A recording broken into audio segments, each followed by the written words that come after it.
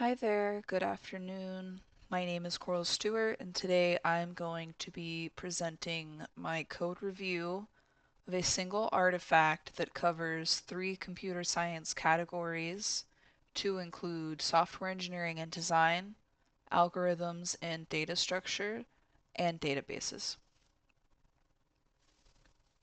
This artifact that I've chosen to cover these three categories is actually a project from my CS360 Mobile Architecture and Programming course. This particular project, I was tasked with choosing from a list of mobile applications to build. I chose to create a mobile application that tracks the user's weight and BMI over time. This simple app begins with a login screen where a user can create an account or sign in. Upon signing in, the user is directed to a home screen where they can enter their weight, height, and the date, and it will calculate their BMI and then store that entry. The values that are entered for height and weight are used to calculate the user's BMI. This entry, after they save it, can be deleted or updated.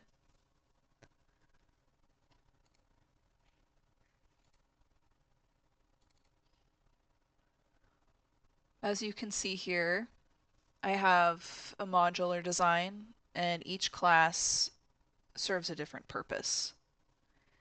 The data adapter class is responsible for bridging the user interface with database entries for the weight log.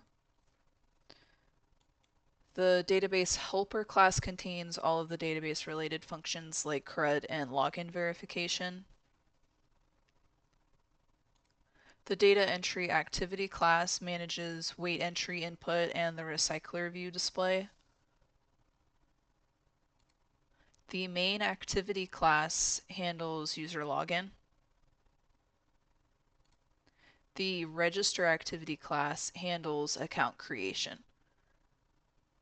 And finally, the weight entry class handles the date, height, weight, and calculated BMI.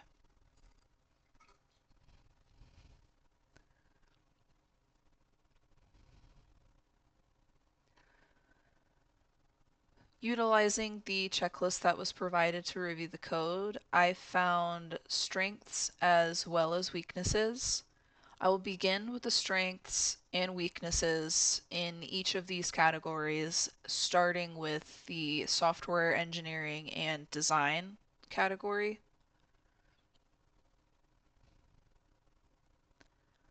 Looking in the main activity class on line 36, as well as the database helper class, line 72. Here is a clear example of structure. The separation of concerns aligns with the single responsibility principle, as each of these two classes has one well-defined responsibility. What this does is it supports unit testing as well as reducing any side effects by decoupling UI logic from data access.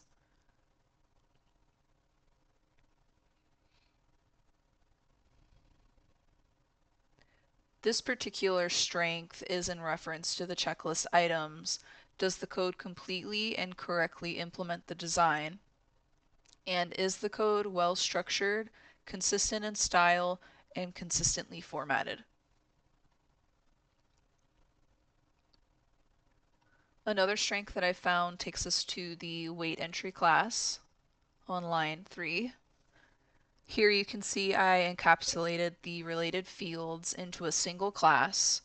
What this does is improve clarity and supports data abstraction.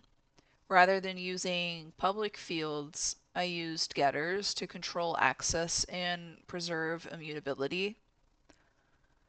This strength is in reference to checklist items. Are all variables properly defined with meaningful, consistent, and clear names? And is the code well structured?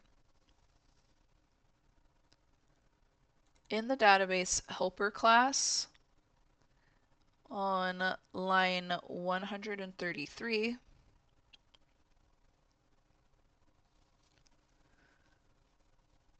here is a good example of safe resource management, and this is important for mobile applications with constrained memory. And you can see here how the resources are properly closed, which prevents memory leaks and any corruption. This references checklist items are all fields and devices left in the correct state upon program termination, and is every memory allocation deallocated.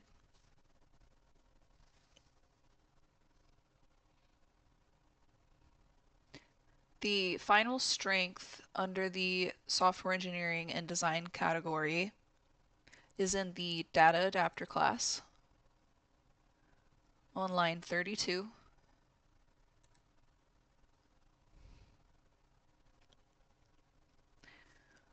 Here I use the adapter pattern through recyclerview.adapter to efficiently bind my dataset to the user interface.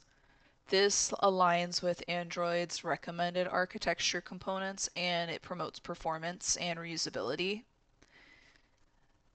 In the onBindViewHolder method, I map each weight entry to a row layout defined in itemEntry.xml. Then in the data entry activity class, I attach the adapter to the recycler view on line 36.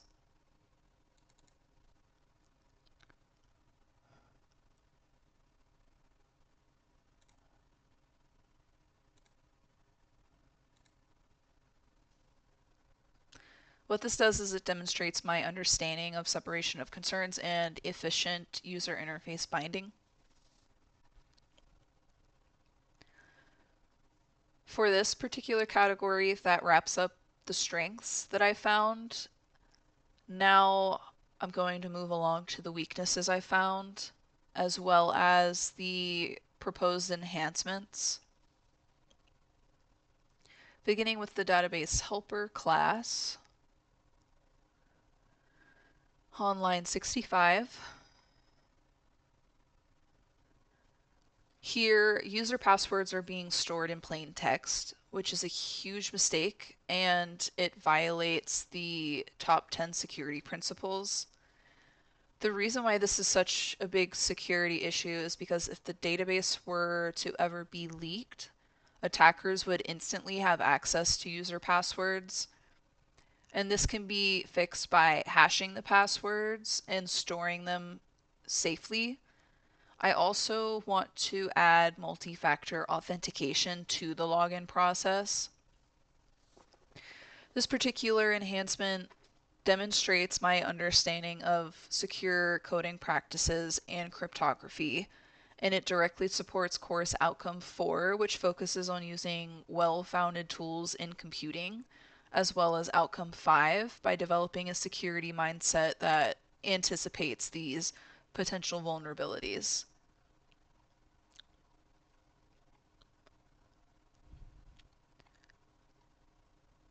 This particular weakness also references the checklist item, does the code follow secure coding best practices? In the data adapter class, line 41, in this section right here, actually, you can see that a user is allowed to delete an entry they've made. However, it doesn't ask for their confirmation before deleting that entry, which could be destructive, especially because there is no undo button.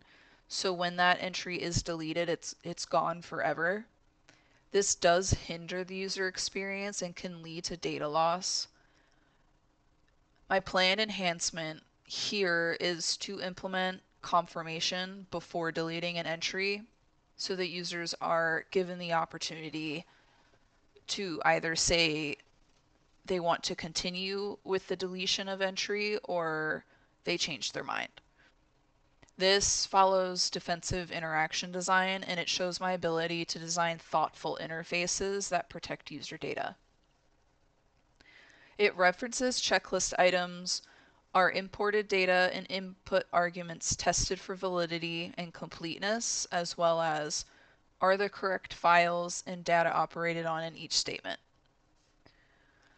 This enhancement supports course outcome 3 by showing how I evaluate trade-offs in design, and outcome 4 by delivering software that adds real value to the users.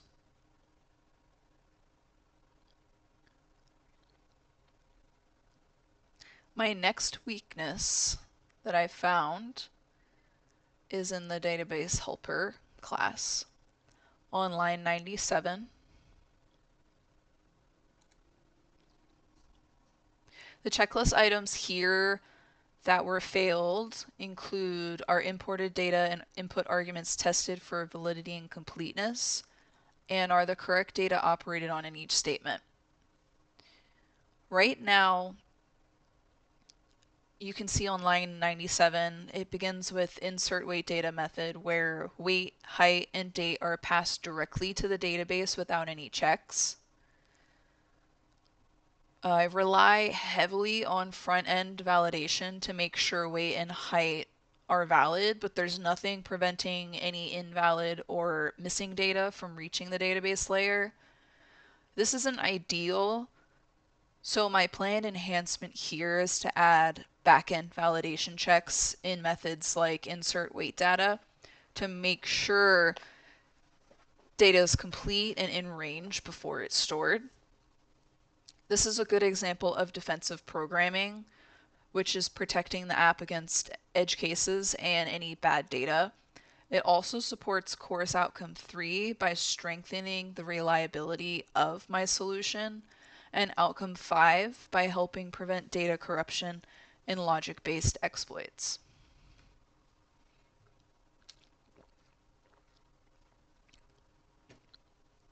The final weakness in this particular category is not in any one particular class. However, it's in most of them.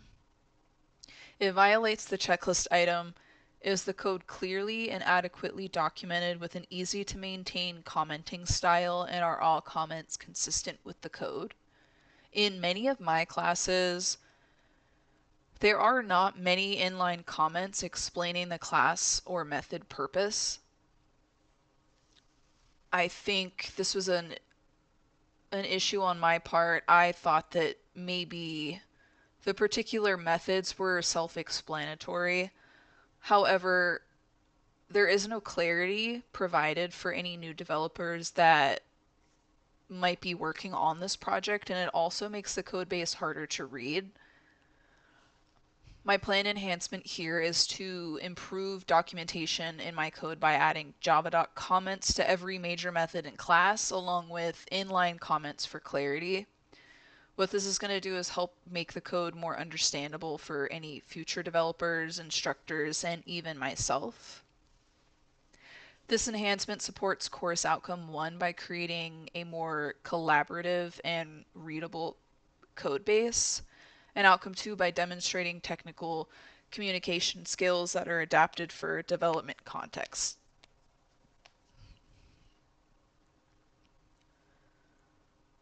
We will be moving on to algorithms and data structures, which is another category of computer science.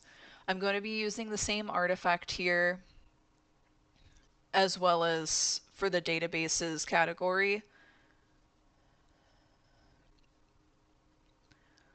Currently, in this app, I'm using an array list to hold the data for all user entries.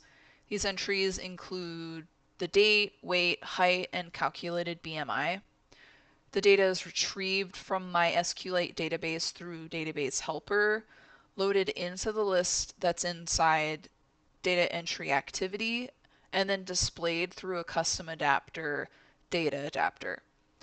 I also calculate BMI using arithmetic logic that's inside data entry activity.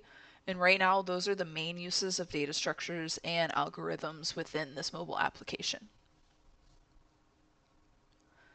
We're going to be moving on to the strengths that were found in this particular category. In the weight entry class, you can see here how I used getter methods and a constructor,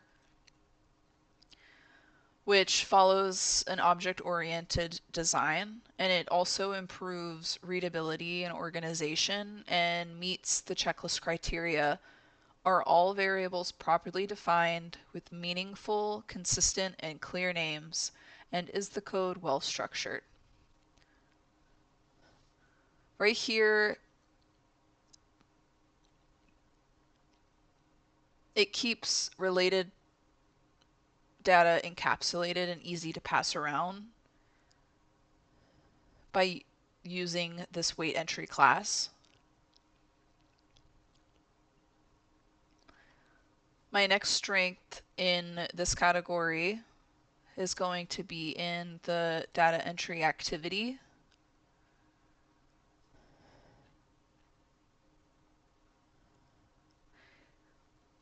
Here I implemented BMI calculations using the correct mathematical formula inside of this class. Here this shows my simple algorithmic approach to a real-world context. It also supports the checklist item, is the correct data operated on in each statement?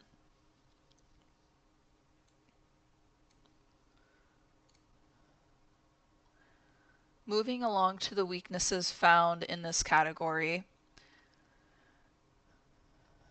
Right now, as you can see here, still in the data entry activity class, the BMI was calculated inside the activity itself, even though the logic is directly related to what the weight entry class represents. This violates clean design principles like encapsulation and single responsibility principle, but also goes against the checklist item, should modules be split or restructured for clarity. The planned enhancement here is to refactor the BMI calculation into the weight entry class by adding a method like calculate BMI. This makes the logic reusable and keeps the data model responsible for its own calculations. This enhancement also supports course outcomes 3 and 4 by displaying proper data modeling and also improved maintainability.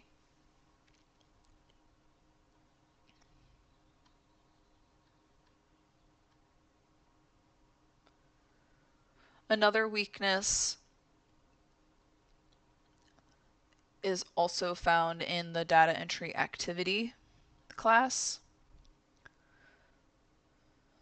More specifically, the load entries method. Currently, entries are displayed in the order that they're added. There is no sorting applied at all. What this does is it limits how useful the data is to users and also violates the code review checklist items. Is the code efficient? And is the most appropriate data structure used for each task? The planned enhancement here is to implement sorting using a comparator, which allows users to sort entries by date or either by BMI.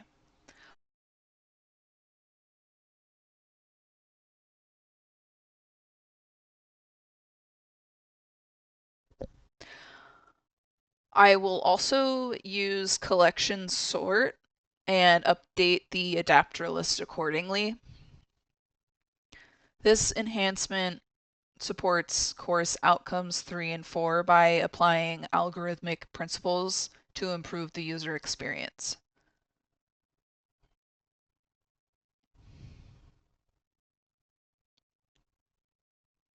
Another weakness found here is that users can't view a summary of statistics like average, maximum, or minimum BMI.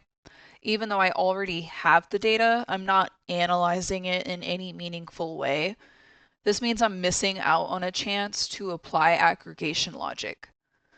This fails the checklist item, can any algorithms be optimized or extended to add value?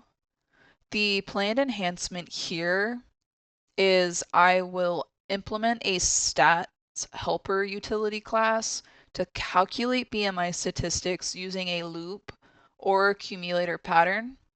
What this will do is give the app more depth and helps users track progress over time and also provide them with more meaningful statistics. This supports course outcomes 3 and 4 by showing structured algorithmic problem solving that delivers user value.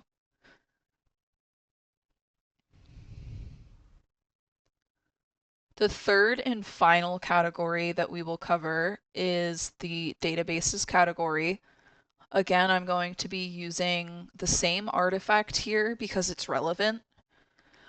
Currently, I use an SQLite database to store both the user login information and the weight tracking entries. This is all handled in the database helper class, which extends SQLite Open Helper. And you can see that in the database helper class on line 12. With the data, I've created two tables, one for users and one for weight entries. The users table stores usernames and passwords, and the weight entries table stores each weight record along with the user ID, the date, height, and BMI. I use insert, delete, update, and read operations to manage the data. And this database structure allows the app to persist user entered data even after it closes. And it's central to how I load data into the recycler view in the data entry activity class.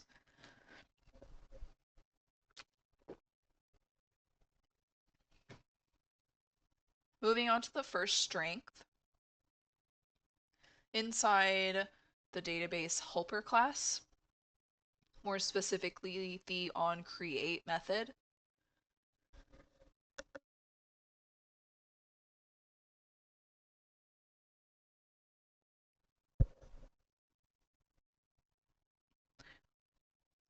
here you can see that I use proper relational design. I define a foreign key in the weight entries table that links back to the user's table using the user ID. What this means is each weight entry is associated with a specific user, which supports multi-user functionality and better data integrity. But this also satisfies the checklist item, are the correct data operated on in each statement? Again, in the database helper class, another strength found is the core CRUD functionality.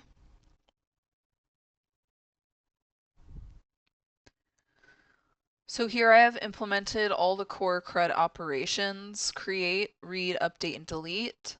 For example, the insert weight data, get all weight entries, and delete entry and update weight data. These all manage interaction with the weight entries table. And these operations work really well in my front-end classes and make the app fully interactive with persistent storage.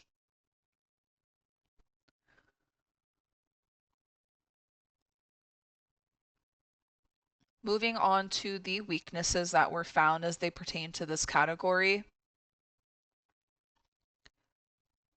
For all of these, we are going to be in the database helper class.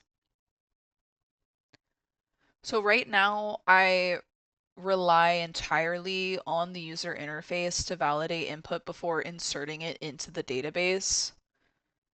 For example, in the insert weight data method, I am not checking if the weight or height is negative or if the date is blank. So this fails the checklist item, are imported data and input arguments tested for validity and completeness. My plan enhancement here is to add backend checks to make sure values are present and within reasonable ranges. This will protect the database from corrupt or malicious data, and it aligns with defensive programming practices. This also supports course outcomes 3 and 5 by helping ensure correctness while improving security and resilience. The next weakness is also in the database helper class. Right now in the get all wait entries method, it retrieves all entries from the database regardless of who's logged in. And this fails the checklist item, is the correct data operated on in each statement? My plan enhancement here is to modify the get all wait entries method to accept a user ID as a parameter and return only the entries that belong to that particular user. What this does is adds privacy and prepares the app for multi-user scenarios and supports course outcomes 3, 4, and 5 by applying database filtering logic, supporting the app's scalability, and also protecting user data. Again, we are here in the database helper class. Right now, there is a lack of SQL injection protection. In methods such as check user, I'm using parameterized queries correctly, but I need to review all of them to ensure that I'm not at risk for SQL injection anywhere. This fails, does the code follow secure coding best practices? And my plan enhancement here is to audit all of my SQL calls to ensure that I do use parameterized queries consistently. And this guards against injection attacks and makes my code safer and more compliant with security guidelines and principles. This enhancement also supports course outcome 5 by anticipating any adversarial exploits and also mitigates the risks in software architecture.